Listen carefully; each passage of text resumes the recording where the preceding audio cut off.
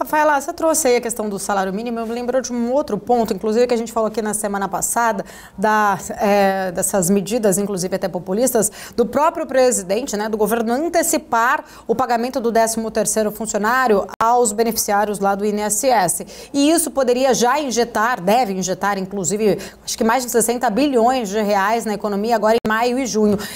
Essa medida em si, especificamente, você acha que ela pode trazer também aí um desafio maior em conter essa pressão inflacionária que o próprio governo bate ali, né, em relação a baixar os juros? A gente sabe que o próprio Banco Central fala que realmente precisa ficar muito atento a essa resiliência, principalmente em relação ao núcleo, né, mais dinheiro ali na economia em si tende muitas vezes a trazer até uma própria pressão ou um aumento de consumo, afetando inclusive o próprio núcleo, né? Mas na sua visão, isso tem força, né? Esses 60 bi aí sendo injetado em 2 meses agora, mesmo sendo uma antecipação, isso poderia trazer aí um desafio maior, inclusive, para o IPCA, para os próximos IPCAs?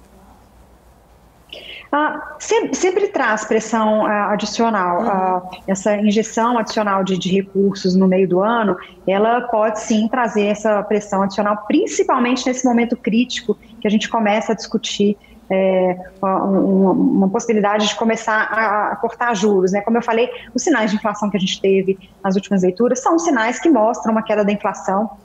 Se a gente não fizer mais gastos, né, fiscais, isso poderia se consolidar.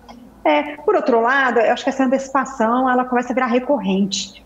Se a gente olhar os últimos anos, né, desde a pandemia, essa antecipação de 13º no meio do ano, ela vai se repetir. No ano passado houve também, então ela começa a ser recorrente. Acho que em breve a gente vai ter uma mudança dessa sazonalidade, né, esses recursos, quando eles são pagos em dezembro, eles reforçam, né, a atividade no final do ano, agora acaba trazendo essa sazonalidade para o meio do ano. Mas, de qualquer maneira, de novo, a gente está num momento crítico aí para controle da inflação e o governo erra de novo com uma medida que mais atrapalha do que ajuda a economia.